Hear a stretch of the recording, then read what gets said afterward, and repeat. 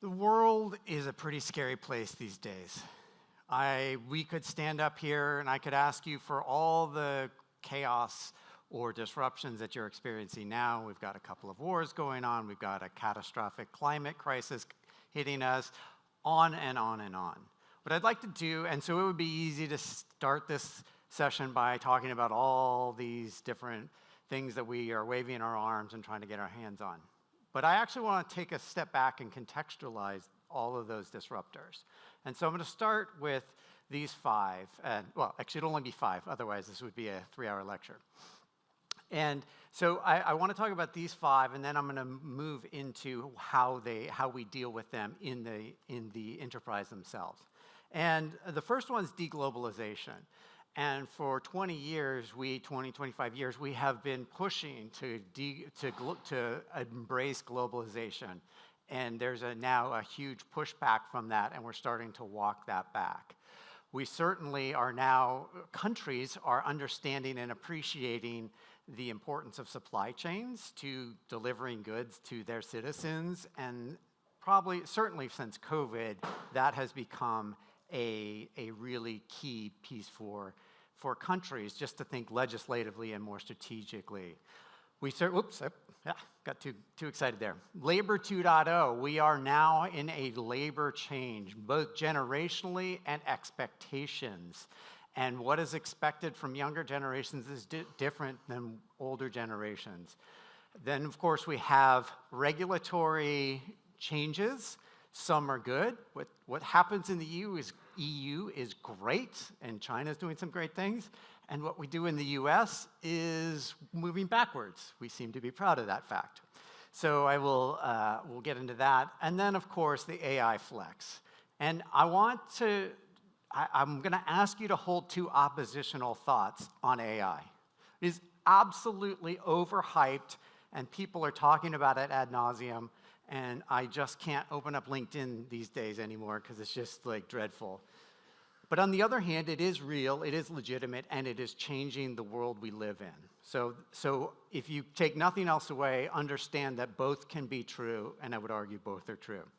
So deglobalization, we are on this great unwind where you start to see this move from predominantly China into other countries in that region. You see India on the rise, you see Brazil on the rise, and you see this whole friend-shoring, near-shoring, whatever shoring, that is in reaction to this 25 years of globalization. And for those of you that are older like me, you remember the Thomas Friedman book, The World is Flat, and that became the marching guide for 20, 30 years.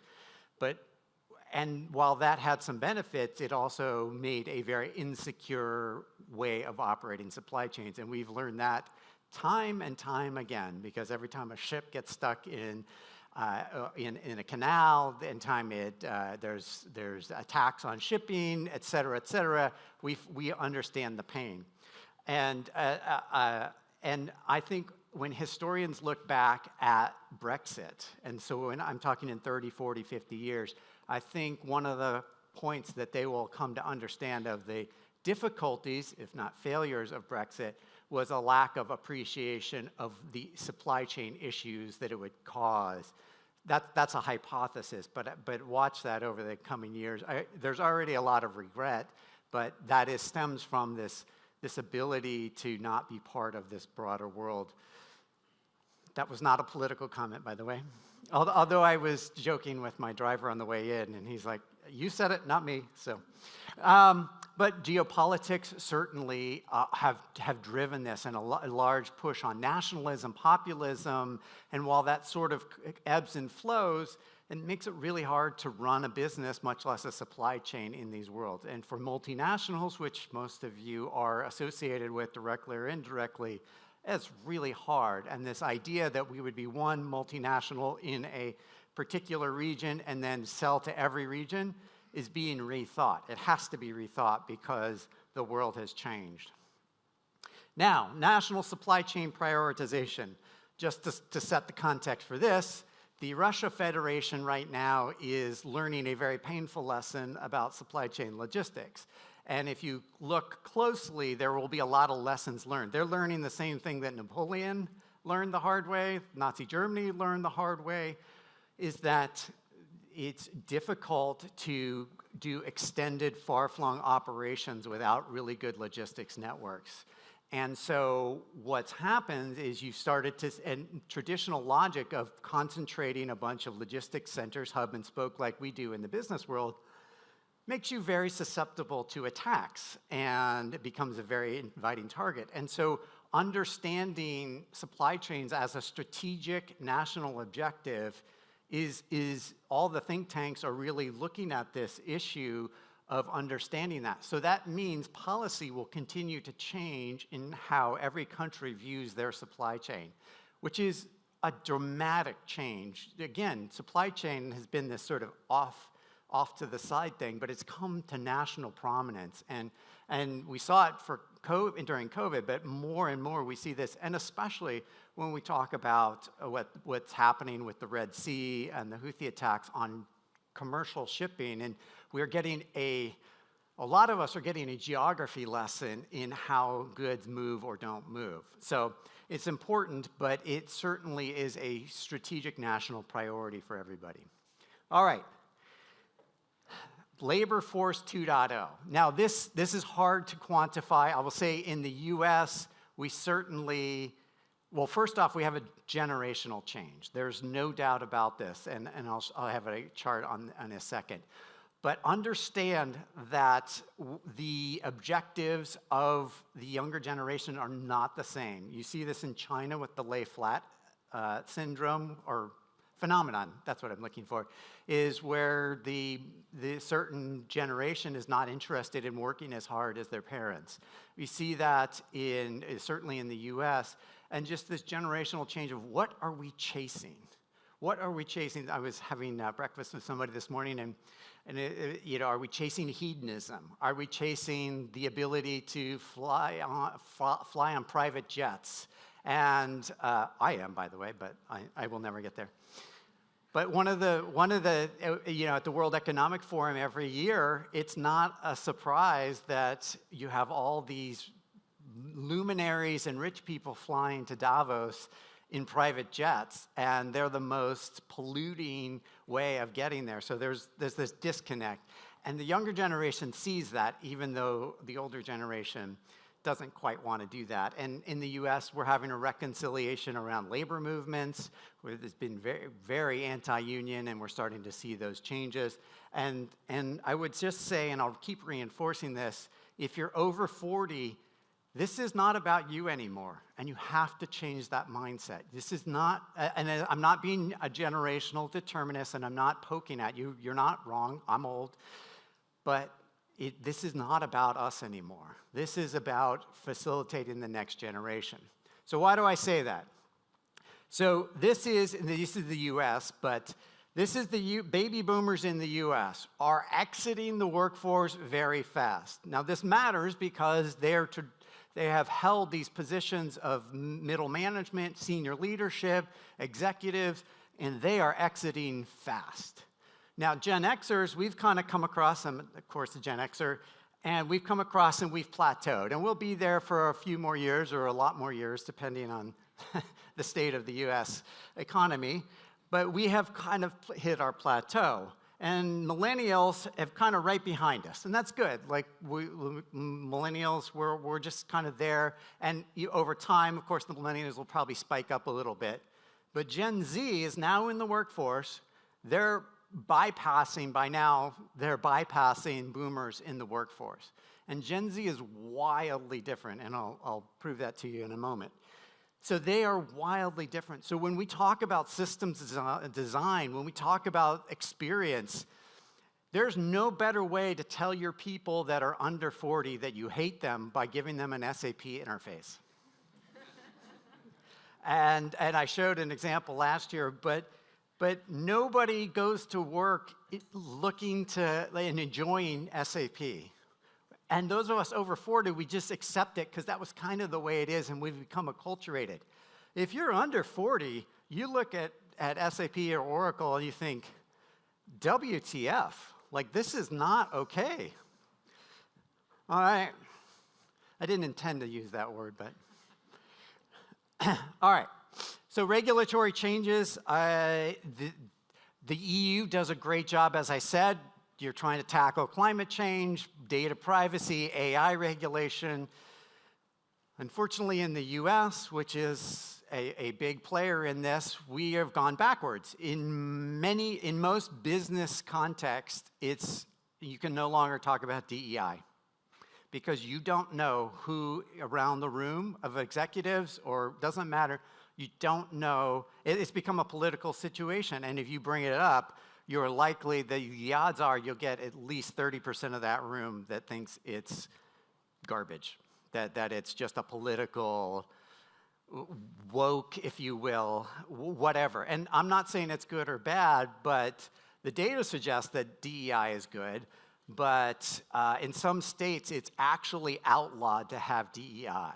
So there is a tension between what the rest of the world's doing and what the United States is doing. And the election in November might change some of that, but I actually don't think it will, because no matter who wins, it'll either be on the agenda to dismantle DEI and probably all of our work on climate change, but also if the other person wins, we are going to get a huge backlash amongst the citizens. So just to be contrarians. So we have challenges in the U.S. that do make this a problem. And there's been a number, Harley Davidson, I forget, one of the beverage companies, they've come out and publicly said we're dismantling our DEI programs. And all the states are doing, a lot of the states are doing the same. So this is problematic in terms for businesses to run business.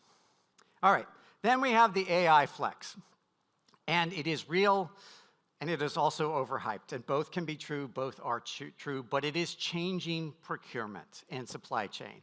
And I'm going to spend a lot of time now talking about the underpinnings of this, because this is really important, especially from a people point of view. I'm going to talk a lot more about the people here going into this next section. All right. So I experienced the future earlier this year. And so I took my first robo-taxi. And in San Francisco, we have Waymo, this company, it's owned by Google, and they have robo-taxis that run across the city. And it's like Uber or Lyft. You have an app on your phone, and you say, I want to go from here to there, and it sends a robo-taxi. And that's a picture of one. And so what it does is the car shows up, it finds a spot to park that's safe, and then you unlock the car with the app, and then you get in, you close the door, and you hit the start button, and it zooms you off to your destination. And the first time you sit down, the first reaction is like, oh my God, there's nobody driving this car. And the second is, this is amazing, I love this, because you can control the temperature and the radio, and you don't have to have some odd conversation with the driver. There's no weird smells. It's just, even if they're coming from you. So you don't have to worry about any of that. And once you take one, you realize that I'm never taking a Lyft or Uber again if I can avoid it. It's just so pleasurable. But then you have this other realization. Oh my God, once this scales properly, Lyft and Uber drivers are in real trouble, because automation is absolutely going to obliterate that. Last mile delivery, for sure. And then you realize, wow, this is really changing. And so they're rolling this out, and it's just a scale problem. It's not a technology problem.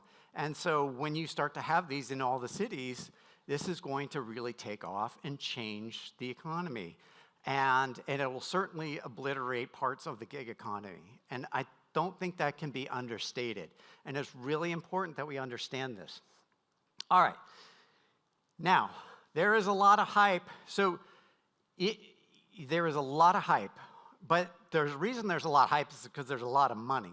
So, and this is hard chart to sort of, there's a lot going on. Silicon Valley Bank created this. Yes, that same Silicon Valley Bank. But they've charted over time the amount of investments in different technologies. So the blue line is that's this dark blue line that goes up and then down. That's e-commerce, and Amazon pretty much owns that by 2010, by 2004, 2005. They've kind of solved that. Then you get the light blue line, which is mobile technology, which has its apogee in about 2013, 2014, and that's when we all got smartphones, and so there's no need to invest much more in that. Clean tech is kind of like, and I know Oliver's here, but clean tech is kind of like stalled. It's kind of stalled out. And then the bottom right is the red is crypto, which if you're into crypto, well, good luck. But the investment there is not happening. But this other blue line, the one that goes up, I'm sorry, the green line that is shaded, that's AI investment. And it's already bypassed what mobile technology got at its height. And we are just starting. And if you don't believe me, come to San Francisco. This is all centered in San Francisco.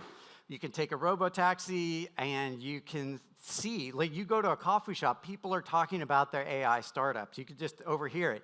This is like 1999 San Francisco when everybody had an idea for a .com. And so the investment funds, the one going up is AI investment funds. So that's bigger funds that are pushing, not just, and the one in white that is tanking is crypto.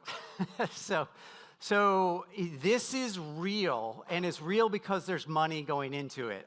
Now, that said, there is hype, but I also want you to just hold that. Hold both thoughts, because they both are true.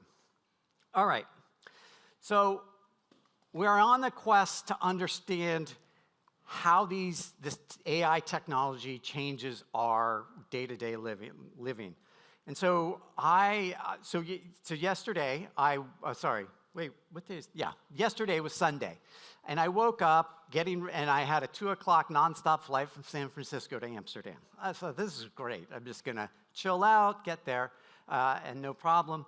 And so I woke up, and of course, my flight had been canceled. So it set in motion a whole chaos of trying to get rebooked and try to get here on time, et cetera, et cetera.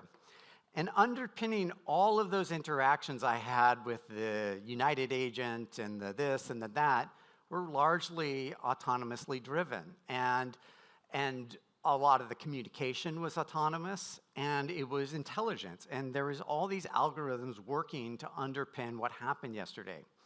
And of course, my trip itself. And so I'd like to sort of give you this visualization. So think about an Amazon warehouse. For the most part, they're automated, especially the newer ones. You have the autonomous forklifts, the little Kiva robots that move big shelves around. And the few people that do, or the hundreds of thousands of people they have working, they have these little scanners. And the scanners tell them what to do.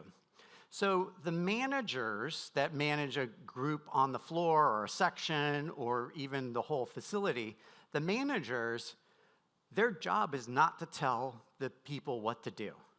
This little handheld device tells the people what to do. Tells them where to go, where to not go. It actually will move the shelves to the person with the scanner, tell them to pull this, pick that, and put it over there. So if there's a problem, a labor problem, it's not the manager's fault. Think about that. The factory workers from years past, when they would strike, they'd be mad at management because that guy sitting up in the manager's spot is hurting the factory workers, or he's pushing us too hard, or whatever the issue is. It's a labor problem. But in this case, there is no manager. Everything is driven by some set of algorithms that feed that little scanner, that feed the various autonomous moving parts.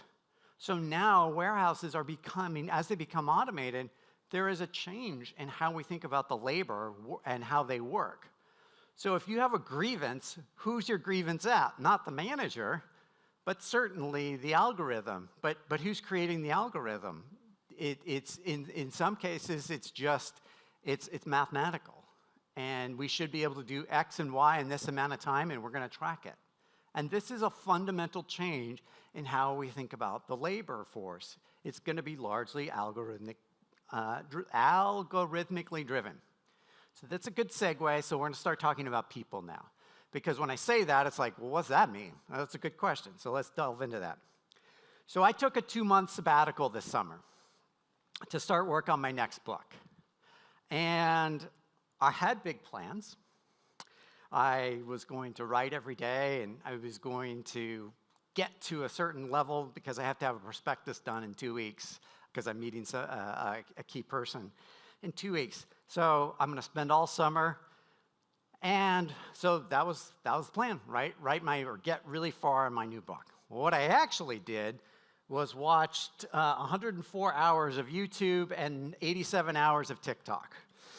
And so that's 1 hour and 40 minutes of YouTube a day and 1 hour and 24 minutes of TikTok a day, which doesn't sound like that much, but if you factor in eating and dog walks and I'm not sure I had much time for much else. So, and I learned a lot of great things through this process. But what I realized is that that I am too old for TikTok. At least it's not designed for me. Because when I started to break it down, I started to realize that this is a great way to consume news. I was getting a different news stream than my wife, who does more traditional news media, Wall Street Journal, New York Times. And I, 3 days into my sabbatical, that's when President Biden stepped down and Kamala Harris became the nominee. And I saw more memes about Kamala Harris and Vice President Harris, and she was just dominating TikTok. And I didn't even have to check the news because I knew it because it went lightning fast and it was repetitious. The thing about TikTok is you'll see one video about this, and then you see a couple other random things, and then a couple more about the election. It's this constant feed of information, which changes how we consume news. Then, of course, this summer was the brat summer, which is all this Gen Z vernacular, and I learned this the language because it was used on all these videos, and I became acculturated to it. I still don't know what half the things mean, and you'll never catch me using them. However, it was fascinating anthropologically to study. Just as a sidebar, that guy there, that's Ben Boyce. He's a New Zealand personality. If you get a chance to see him on YouTube or TikTok, he does this thing where he embarrasses his daughters. He goes to a drive-through, and he films this. He goes through a drive-through and orders using Gen Z language while his daughters, who are teenagers, or 10, 12, and they're freaking out. And so it's a great way to waste a lot of time, but he's hilarious. And if you want to learn Gen Z language, all right.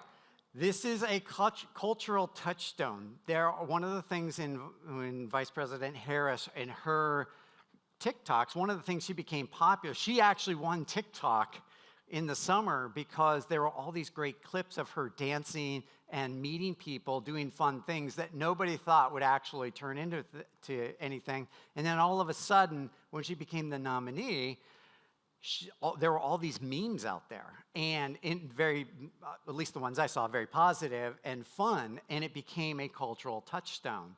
And you sort of take these together. When I would talk to my wife about, oh my God, Harris did this and that, and da-da-da-da-da-da, and she'd look at me like, what are you talking about? Because in the news cycle, the main news cycles, they were not picking it up as fast as it was coming on TikTok. But by the way, this is, for those of you that are over 40, this is different because when we grew up, there were these must-see TV moments because there were only 7 channels or 12 channels, and things like the Super Bowl were big events. And now there are way more cultural touchstones, and our focus is, or foci are fractured. So it's important to note that. It's also addicting. So I think this is just a public service announcement because it can be very addicting to watch this. And don't watch it before bed because you'll end up 3 hours later not able to sleep. And then finally, bite-sized learning. And one of the keys to learning is repetition and being able to draw back. And whether by design or not, the YouTube algorithm will show you something, 3 steps that I learned about financial stability. And then it'll show me random other things, and then it'll come back and show me another financial one. And what it's doing, it's training the brain to help me learn these bits. So it's important to understand that you can learn this way in a way that, because it's very social and it's very repetitious. Now I'm sure you're all wondering, how did I break my writer's block? How did I actually get back to my book? Well, what I did is I started tracking my activity. And this is something I've been doing for a while now. And you can see, so I have different measures for the day of the week. Did I read for 30 minutes a day? Daily writing, 30 minutes a day. Daily video, 30 minutes a day. Crossword, stretching, self-care, what's my location, et cetera, et cetera. And what that did is it started to give me a data set in which to understand my writing process. And you can see the yellows are, you can see there's a lot of yellows on reading and a lot of yellows on writing, which means I didn't do those very often. You can tell when I'm into a really good book, because then all the reading becomes blue because I'm just constantly reading the book. The writing is always just up and down. So what this does is this really now gives me some data to work with. And then what I did is I took the data from my watch and added it to this data set. And now I can actually understand how I'm spending my time and what makes for good writing conditions. And I can go further and further. And where I'm building to is I want you to become comfortable with data and love data. And in fact, when I talk about algorithms, we need to start thinking about how we take even the most basic of data and become data scientists ourselves. Because looking at data is fun.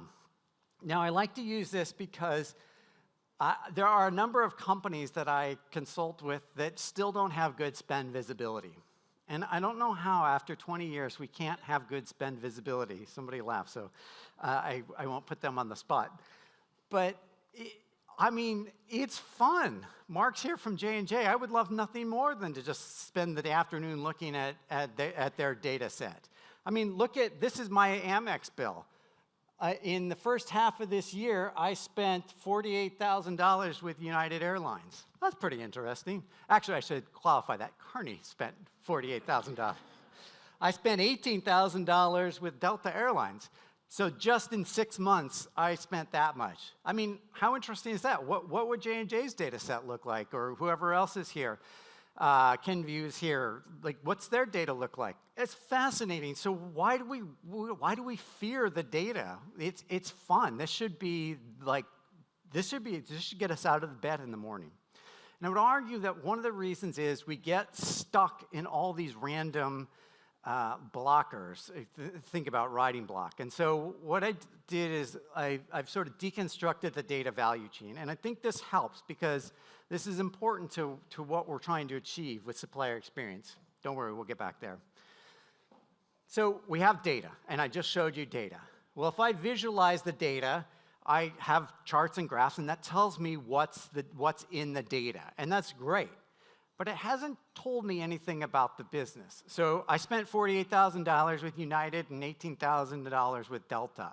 That's what that visualization showed us. So what's that mean? That means nothing to Carney or me or the business. It just means we've spent that much money. And by the way, the money's already been spent. So what's that tell us? Nothing.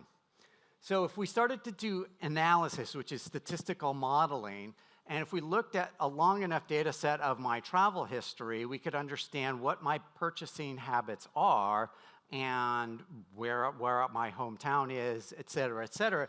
And we can start to do more analysis, and that actually gets us to a destination that we want to be. But that doesn't change anything. Knowing that my propensity to buy from United doesn't change any outcome. It just says, hey, Elouise likes United. Great. But it's not until we combine that with strategy that we get intelligence. And that's the difference, where if we look at it across the board, that everybody buys United and our contracts with Delta, then we have a problem. Actually, Carney's is with American Airlines, so we have a problem. We have an outlier. But nobody actually, our category managers don't actually come to me and say, you're spending a lot of money off, with a non-preferred supplier. Not that I would care, but this is where we have to get from, and almost all quote-unquote procurement analytics is stuck in the visualization. We get stuck in that visualization. And so what I would hypothesize or argue or advocate is that if you have access to the data, you can be a data scientist. You can do all of this. Not only are the tools much better, but with Gen AI, there are exponentially, at our fingertips, we have these tools. And so I would argue that you may be a data scientist if you enjoy data. It's pretty fun that looking at what I spend versus United versus Delta, that's pretty fun. I'm sure my hotels would tell a much different story. If you use Excel, you might be a data scientist. You do not have to be a mathematician or a wizard in PhD in statistics to be a data scientist. In fact, if you use Excel, you can be a data scientist. This is about comfortability with data and using the analysis. If you wonder how and why big tech knows everything about you, you might be a data scientist. I talked about the algorithms, looking at Amazon, how they use algorithms. I want you to start to think about the algorithms in your life and how they're working. If you do online gaming or online shopping, you could be a data scientist because you are embodying these same techniques. And of course, if you use ChatGPT or any of them. But this is data science is now within all of our grasps. It's not hire some operations research PhDs. This is, if you take nothing else away, well, my second take nothing else away, I don't know if you can have two, but anyway, is be comfortable with the data. For one sheer reason, if we're going to build strong supply chains with resilient supply chains, green supply chains, we have to interrogate supplier data in a way we've never done before. Never. And it's not just your top 100 suppliers, it's your top 1,000 suppliers. And so while I framed it as being a data scientist, I want you to take that same fervor into your supplier data, because this is what the future is. And this is not something you are going to learn from a catalog. So you can take all your procurement academies and throw them in the trash, because they are not teaching anybody anything. This is not how people learn. And so the reason is, it's worth noting that all of these skills that underpin your procurement academies, they're yesterday's skills. You're going to see 100 different startups tomorrow that are automating some portion of this. These are yesterday's skills. So you need to stop pretending you can teach all of the skills in 4 hours. This is not who we're hiring. This is not the work to be done. We need to start hiring these skills. People that love data, the intellectual curiosity. Just in my couple slides there, we did a little bit of interesting data and intellectual curiosity. What's the story we tell about that? What's the visual literacy? The way we are communicating, and back to my TikTok example, the way we communicate globally has changed. We have to be much more visually literate. I talked about the memes around Vice President Harris. We have to understand short form writing, long form writing, short form writing, the art of storytelling. I bet you all will remember that I spent $48,000 with United. That will resonate because you've heard it multiple times, but it's also the story that was wrapped in, especially if you do any sort of spend analysis. You'll always come back to that. By the way, that was only in 6 months, and at the end of the year, I'm going to see how much I spent overall. I want you to understand these 3 bits, because this is important. When we are presented with new material, you will lose 70% of it by the time you leave this room, or any room, tomorrow, anytime. New material, instantaneously, most of it's gone. And so good job for those of you taking pictures, because that helps reinforce that, or taking notes, but that's why that's important. But more importantly, if you don't go back to that picture or those notes, or you don't have reinforcement, the other 30% within a month will be gone. It'll be gone. So all these great nuggets of wisdom I give you today will be all gone in a month. Isn't that great? But our brains do not retain Zoom.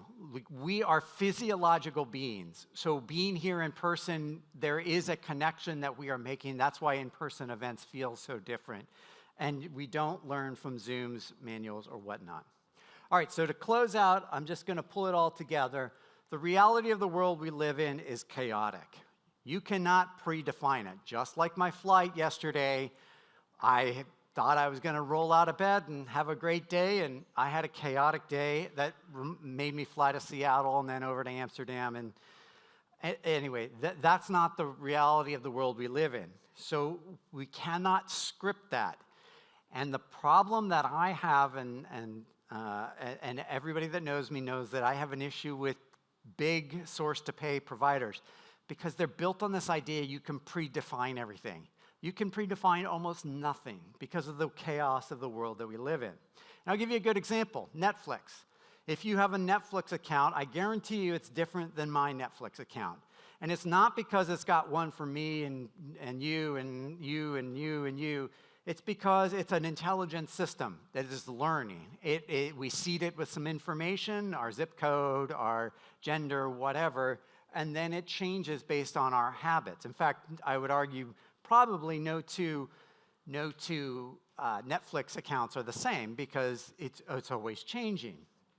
And so this is when we start thinking about supplier experience or even requisitioner experience, we need to start thinking like this, in these terms.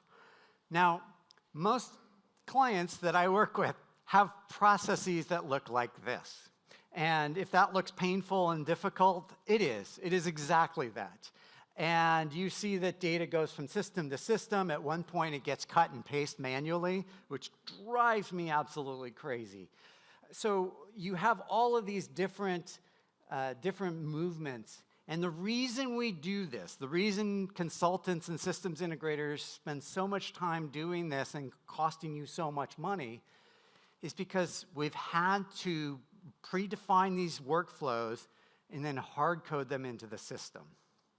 And any source to pay implementation, even big ERP, you spend all this time predefining what is in essence non-definable. You cannot predefine this, because once this gets hard-coded into the system, try changing it. It'll take you 6 months, a year, 18 months.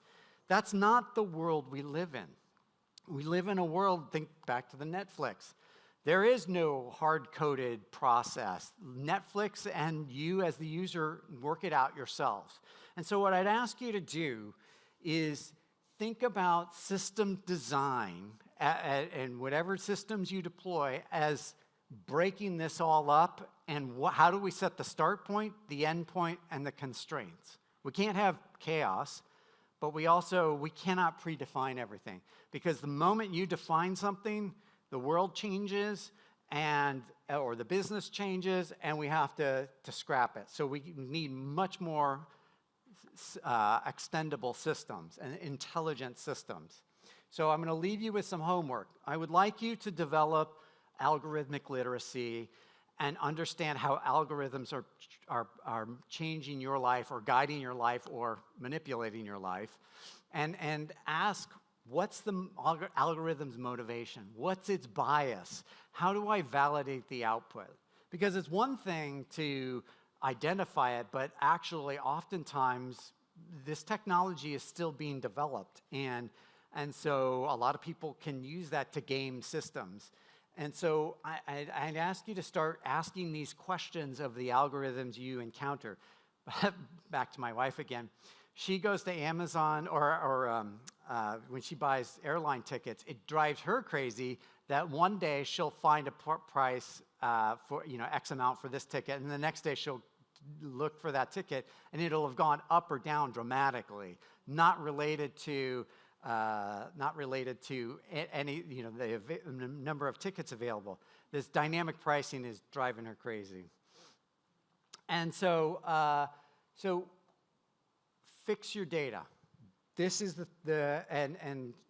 as mentioned, in the opening, you cannot use data, you have bad data as an excuse. This is 2024, we're almost in 2025. Do not, for goodness sakes, do not invite me in and tell me you have bad data, because I am going to do nothing but harp on that point for the entirety of the session. So, and I will hold CPOs accountable, because bad data is a leadership failure. That is a leadership failure. And so if you want to actually get going on this, the AI will clean your data. And I'll show you in just 1 second. Don't worry, I'm almost done. But once you have good data, you can start to build your own bespoke AI applications. The power of Gen AI and ChatGPT, and I'm not trying to oversell it, it is truly powerful when you get into it. And the idea that we could create our own applications is amazing. So I like to examine the YouTube algorithm, the LinkedIn algorithm, and the Facebook algorithm. They are really good examples of they react to whatever you do. So if you want to learn, I recommend doing that. And I'll just say that within 18 months, we're going to have all the technology we could possibly absorb within the enterprise. In fact, we might be there today, but certainly within 18 months, we are just overwhelmed with the amount of technology. So the issue is not technology. Now, technology will keep going, it'll develop, and that's all good. The problem is apathy in Excel. And so this is really a people issue. It's a leadership issue. And so why I talk so much about the people and trying to bring the people along and demystify concepts like data science is because it's apathy and it's Excel that's holding us back. And so I would say if you want to build the next generation supply chain, you need to orchestrate or think orchestration or algorithmic-based orchestration, intelligence. We need to create intelligence on our suppliers, and that will give us supplier connectivity and experience. And what I would just say in closing, if you think I am full of nonsense talking about Gen AI, I started with a series on me recording myself learning Gen AI to see if this is real. And so for the good, the bad, the ugly, you can see me. So that's, feel free to follow me on YouTube, but you can see a Gen Xer actually plunking their way to figure this all out. Thank you.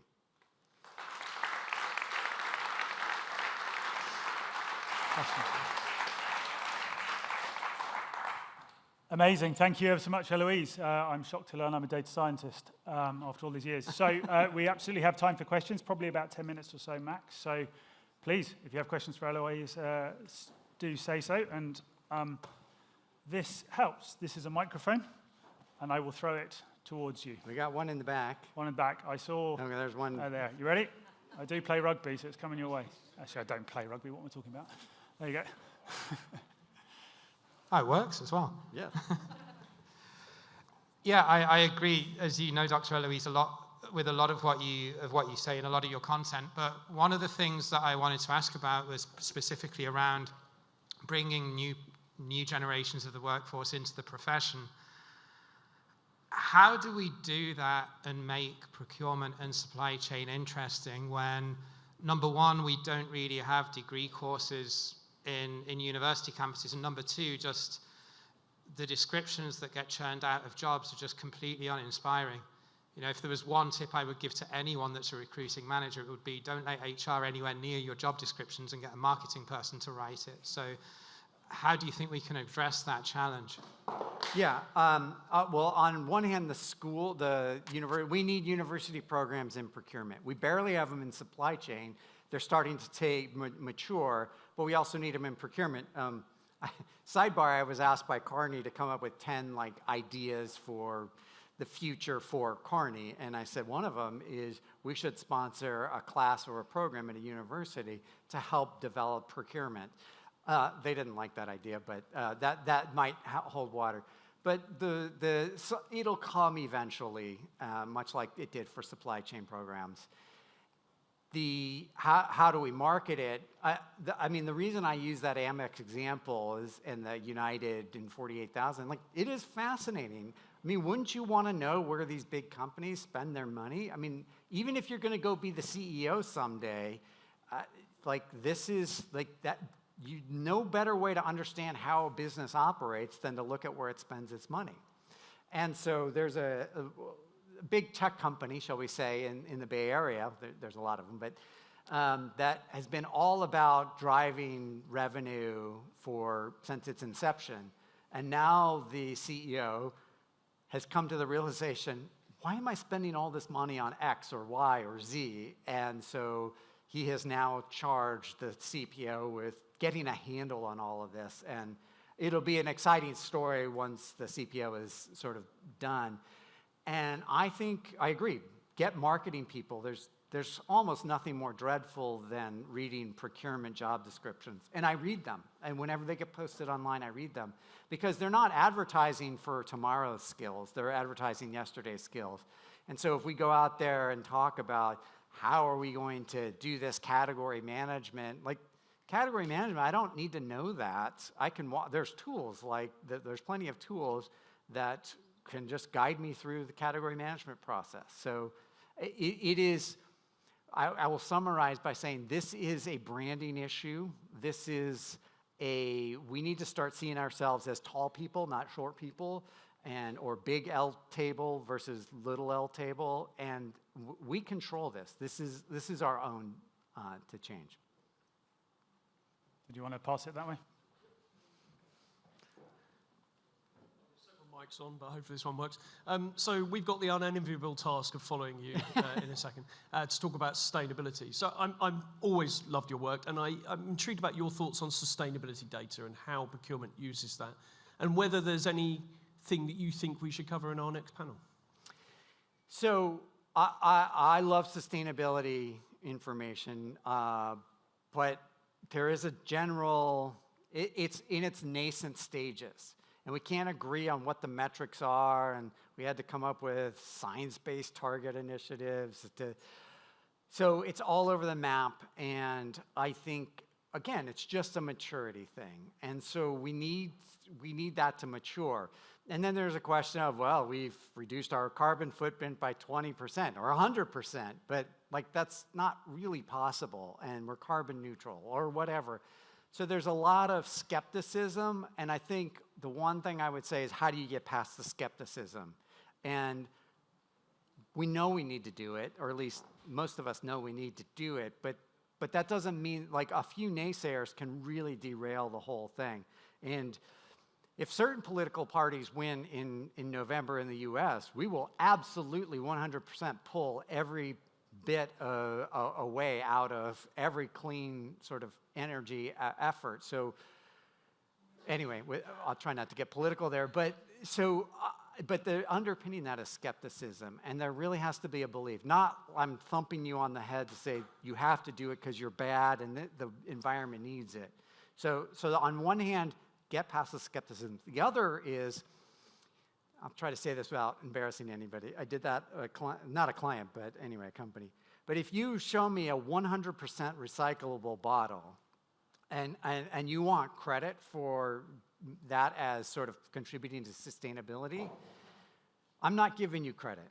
Because it's good that you did that, but now you're dependent on the consumer to then put it in the recycling bin to make sure it gets to the recycling center. And in the recycling center or the waste center, it's got to get reclaimed and then put back into the different value chains. So too often our sustainability, what we champion, is just one end of an entire value chain. So I'd like to hear you talk about the value chain, not just what this bottling company or beverage company did to create a sustainable bottle.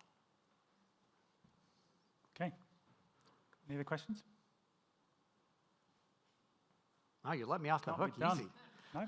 I wasn't controversial enough. All right. There's one at the front, Marielle. Thank you.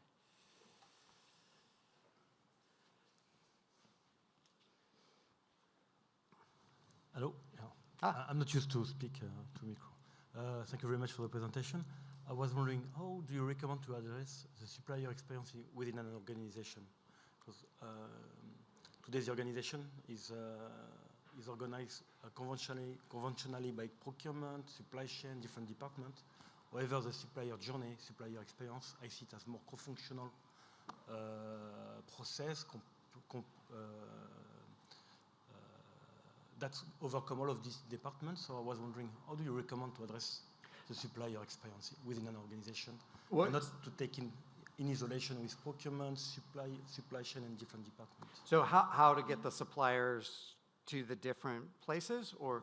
To address supplier in an organization when you have different ownership, Oh. procurement, supply chain. When you don't have accounting. ownership of the suppliers? Yeah. Or is there any organization today who is, it's not in our organization, so I was wondering, is there any way to recommend, or already organization addressing the supplier differently than is the conventional way? Yeah, so there are organizations, typically it's tier 1 suppliers that do a really good job of integrating and managing the suppliers. However, and this might be a little off of what you asked, but what happens a lot with suppliers is procurement's on the back end, and we have, like, the negotiations happened, or the supplier has been sort of agreed to, or we get brought in at the last minute. And it's important to understand that, so we are at a disadvantage when we get brought in. It's like, oh, I'm going to hire her. Like, now procurement, you go deal with it. So we haven't actually done the formal process. And so how do we get good data from that person and give them a good supplier experience? Because when we do that, then the business is not likely to, if we make it easy for the business, they'll do the right thing. Too often we make it hard for the business. And just because I can't help myself, one client made the mistake of inviting Carney to an RFP using SAP Ariba. And the mistake was they invited me to respond to the survey, or to the event. And when I logged in, the first thing I saw was 21 versions of Carney as a supplier record. And it said, which Carney are you? Like, how the heck do I know? Like, you're asking me? I hardly know, my name. What do I know about Carneys? And of course, I took a screenshot of it, and I used it in every steering committee, and we won the business. And I kept bringing this back up the entire time. I wouldn't let it go. And in fact, I don't think the person's here. But I never miss an opportunity to point that out. And it's because it's so painful that we just bypass the system, and then we figure out a way around. And so if we can make it easy to transact, then you can get better management. Yep, we've got time for just one more on the end there. I'll give a quick answer. That's right. Okay, I'm curious about the quick answer then. No, when you showed your slide before with the robo-taxi, you could have probably shown the same slide 10 years ago, and people would have not known what the robo-taxi is, but they would have seen the Tesla in the background. Yeah. And you could have said the same story. The future is here. Look, there's a Tesla. My question is, we're thinking always of tomorrow, and we're extrapolating things we can observe today to think about it. So the robo-taxi, 10 years ago, nobody would have known. But today, we are seeing ChatGPT and Anthropic, so we can extrapolate that trend and say, okay, where will AI get us? My question to you, how can we even get started about thinking the day after tomorrow? So maybe except watching an hour and a half of YouTube and an hour and a half of TikTok a day, but what are things we can do to think beyond tomorrow to see those trends that we don't observe today? Yeah, I think it's hard to do that, and if we could do that, a lot more of us would be rich.